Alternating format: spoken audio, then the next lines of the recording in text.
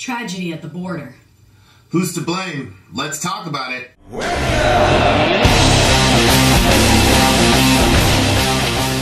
So there I was minding my own business, scouring Twitter, and my good friend Shaun King, he's not my good friend, but my good friend Shaun King posts this. My God. You're probably seeing it on your screen now. My God, shame on our country and shame on Donald Trump.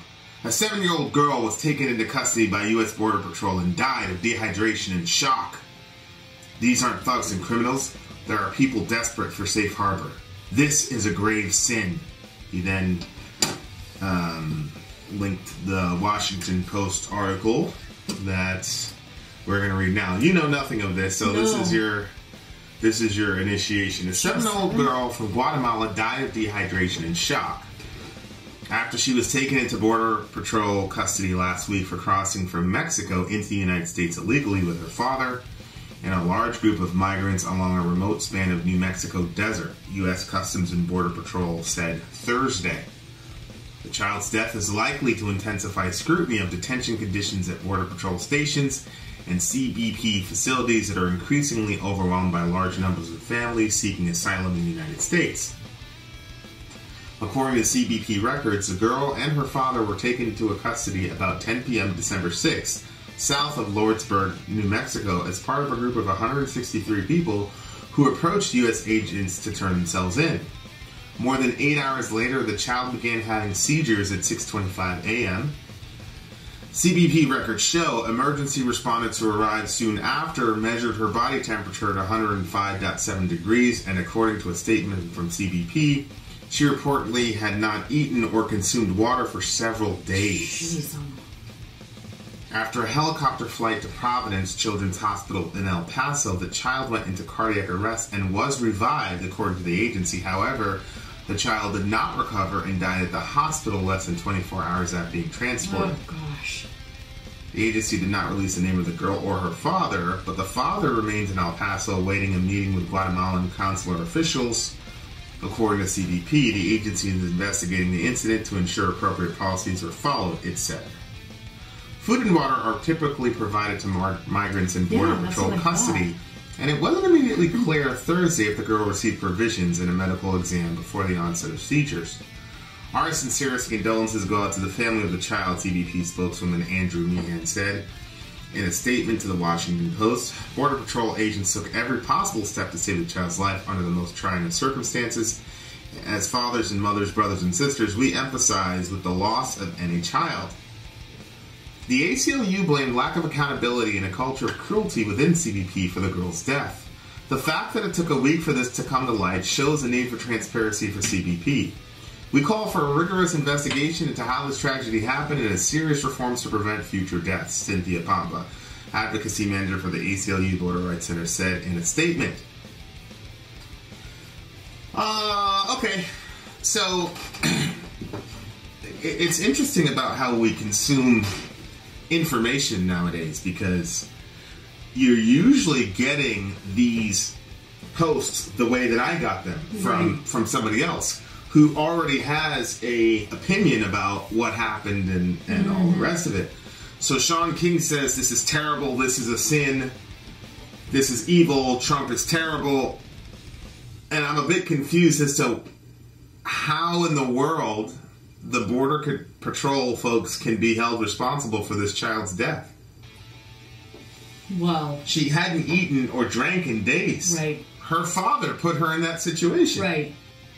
Right. Like if I took, there's a woman who, and I think the trial's still ongoing. There was a flood about a couple months ago, and it was a hurricane, and there was a flood warning. She was advised to leave. And she didn't leave in time, or she went back to get something and her child died because she went back. She's now facing charges for child neglect and endangerment. Well, and I agree, she should. Yeah. Well, this dude put his daughter in a situation, a little 7-year-old girl, in the blazing heat. Yeah. without any food or water. Well, I think that, yeah, that the father should be responsible, obviously, for the situation that he put his child in. But I think the concern is coming from, well, even when she got into this facility, they're not even sure if she got the proper checkup and even a glass of water. Well, it's highly doubtful to me that she wouldn't have gotten the basics. They airlifted this girl. I mean, they're making it sound like the Border Patrol was just cruel and terrible. They airlifted her to try to save her life. Yeah, they got a life. Realized something was going on. Her temperature, though, of her body was 105. Yeah. 8 hours after she got there, well, where was she during that time? She had a seizure, and then they measured her. They measured her body temperature. I think. Well, a lot of times when your body temperature hits a certain height, then you go into a seizure. Right, which is why they checked her. Lack of accountability and a culture of cruelty. I don't think that's a fair statement. Where is the cruelty? I don't understand this. No, I don't think that it's cruelty. I think that it is possible that there's too much going on at this facility for them to realize that when the people get in there, you have to get them some water. 163 people. Yeah. Turn themselves in simultaneously. Yeah, the other thing that doesn't make any sense is there must have been a bathroom. Why didn't he bring her in the bathroom and get her some water? Well, that's... To me... Yeah, I see what you're saying. This is on the father. This is about the father. And I'll tell you something. I'm actually very angry right now that people on the left are actually trying to use this girl's death to make a political point. I know. That's terrible.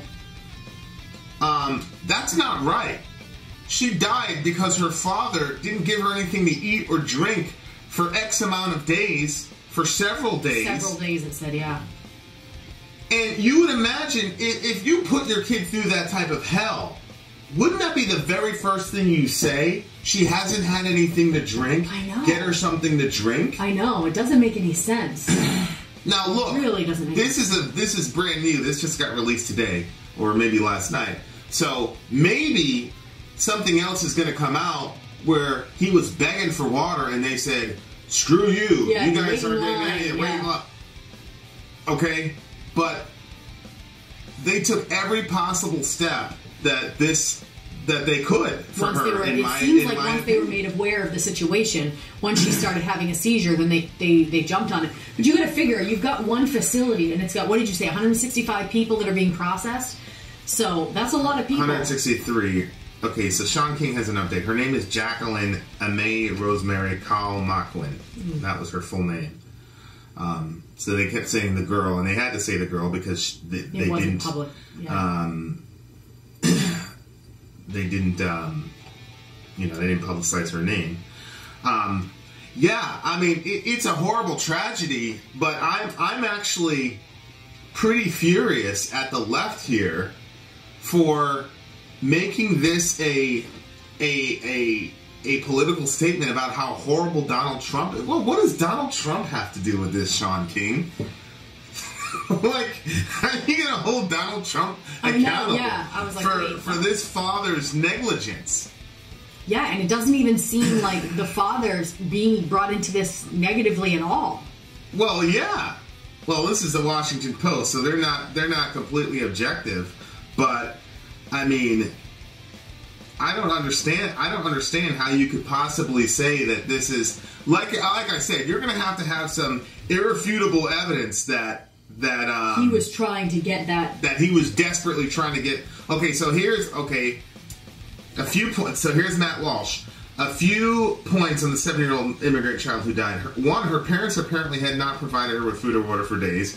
Her father signed a form declaring her to be in good health when they were first detained. Whoa. Because I guess that's part of the processing, so I'm pretty sure Border Patrol has that. And he signed and said that she was in good health. That's terrible. Well, so the thing about like dehydration and shock is that you can look like you're fine. And I mean, I'm sure all of them were parched. I'm sure all of them were.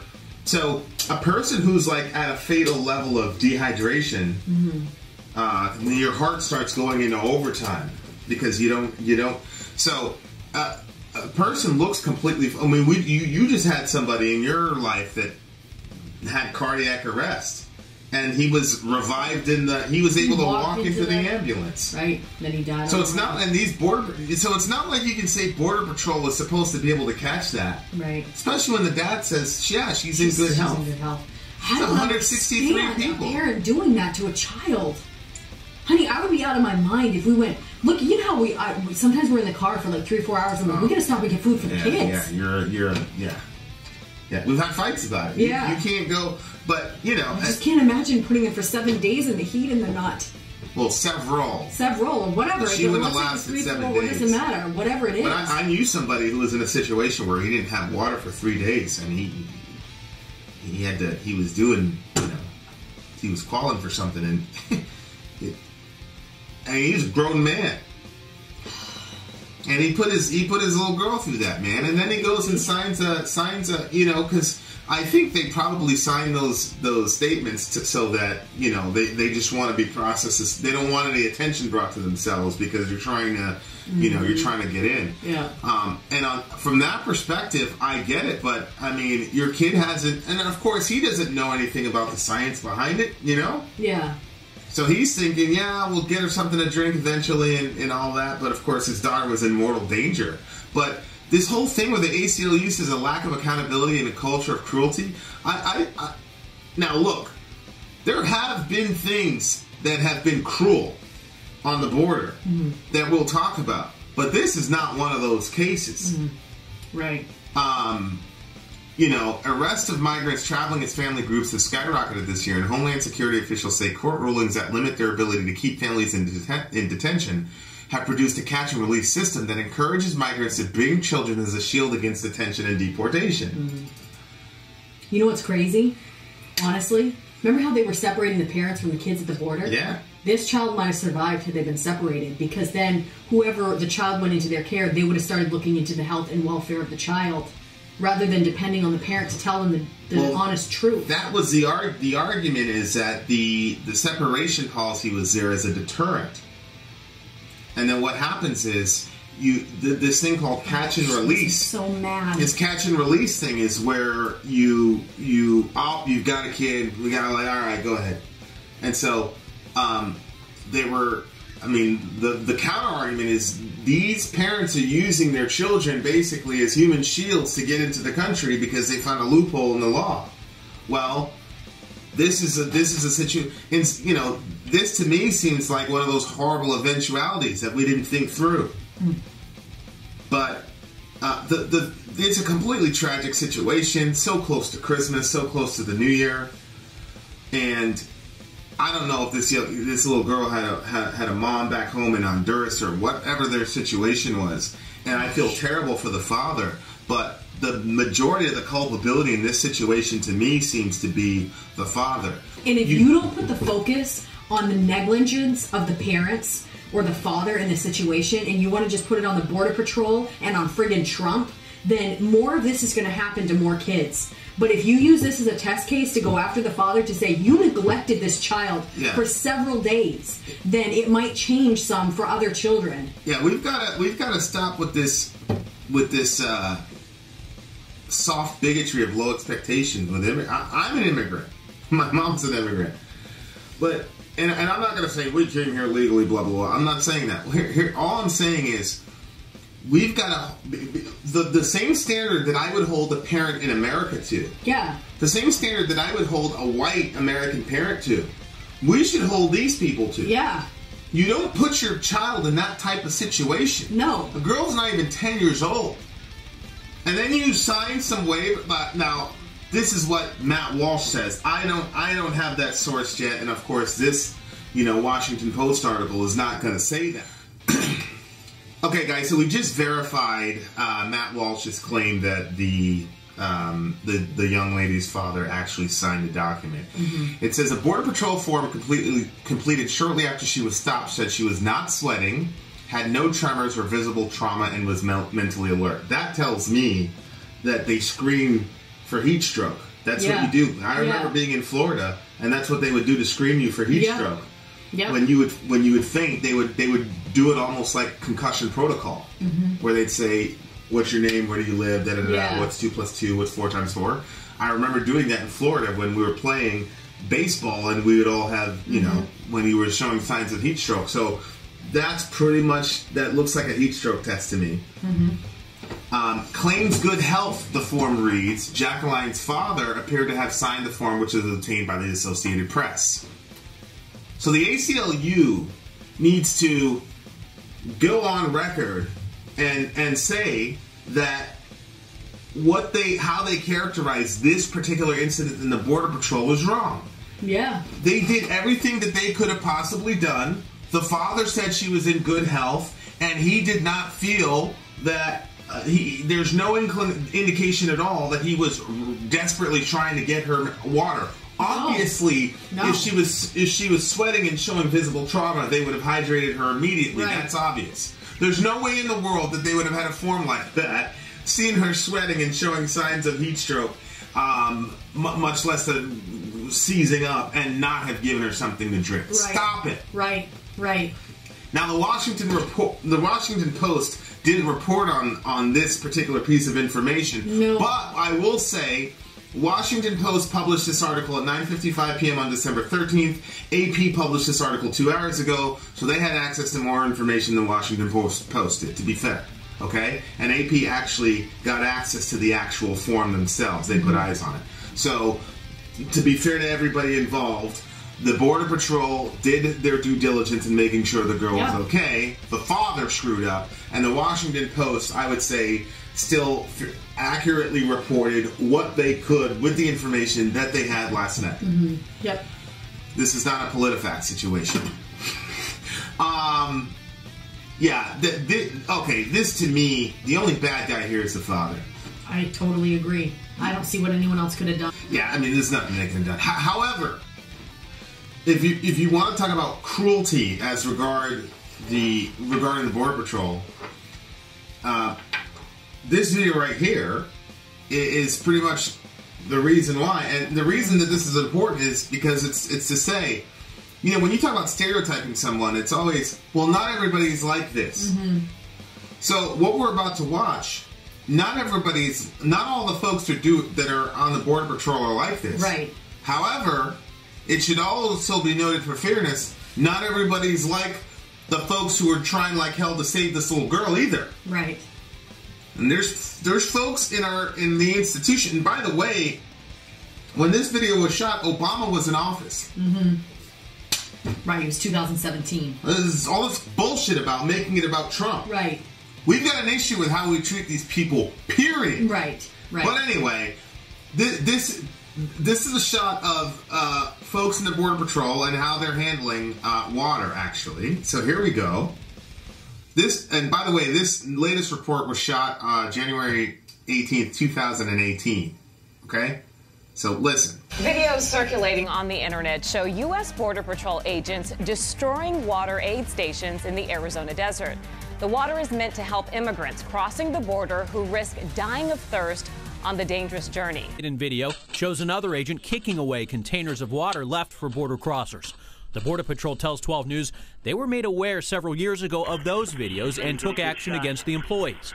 But the humanitarian group that sets up the water aid stations, known as No More Deaths, claims the problem continues. We recorded 3 years of data from 2012 to 2015, which documents over 3,500 gallons vandalized during that time period.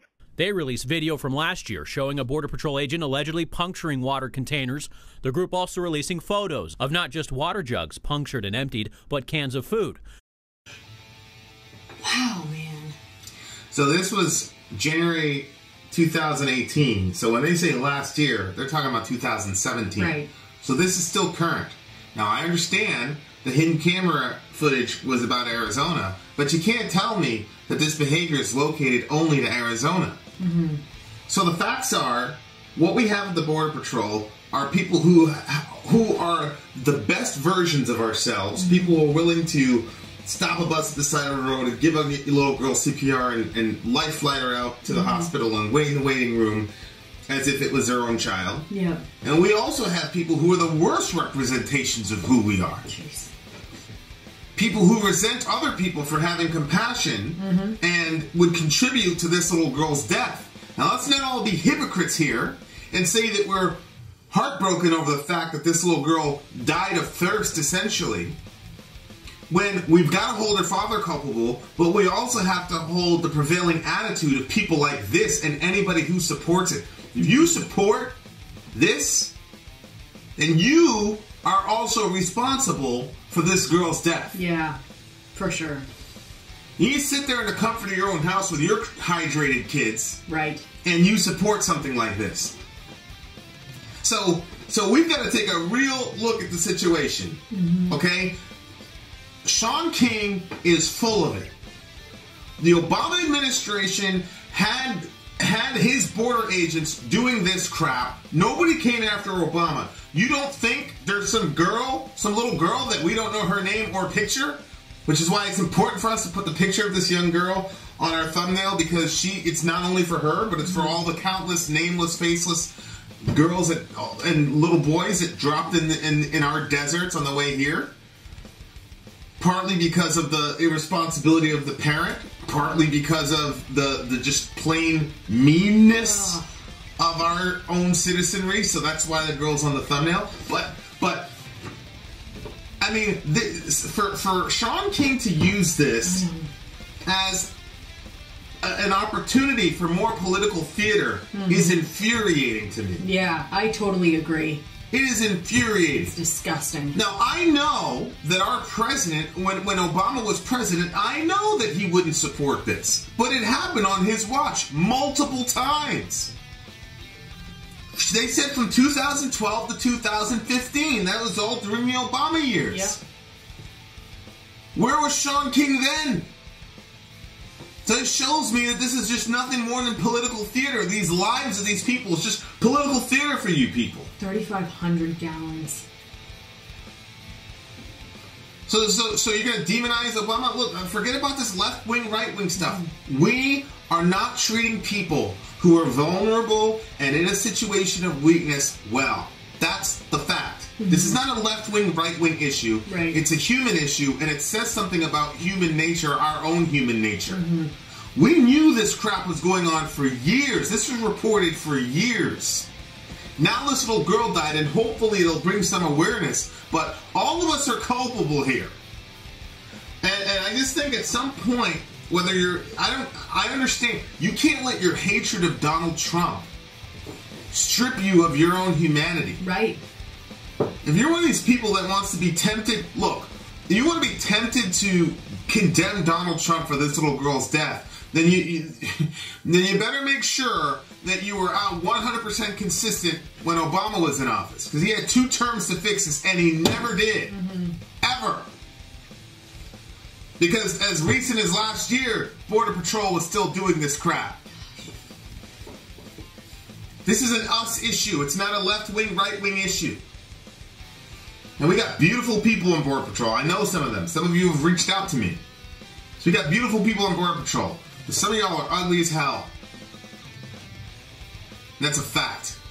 And the fact of the matter is, they're produced in our country. They're our people. They are us. That's simple. I just the politicization of this is just these people have it's like they're like vultures circling a dead body. Like they can't even let the girl rest before they prop up her dead body as another way to go after Donald Trump. It's sickening. And who knows? I don't know the situation of the dad as far as what he was fleeing. But the facts are, as a man, you're responsible for the welfare of your child. Point blank, period. Right. Your little girl doesn't have anything to drink. That should have been the first thing on your mind, man. How do you miss that? How do you miss that? I don't know. Much love to the father, but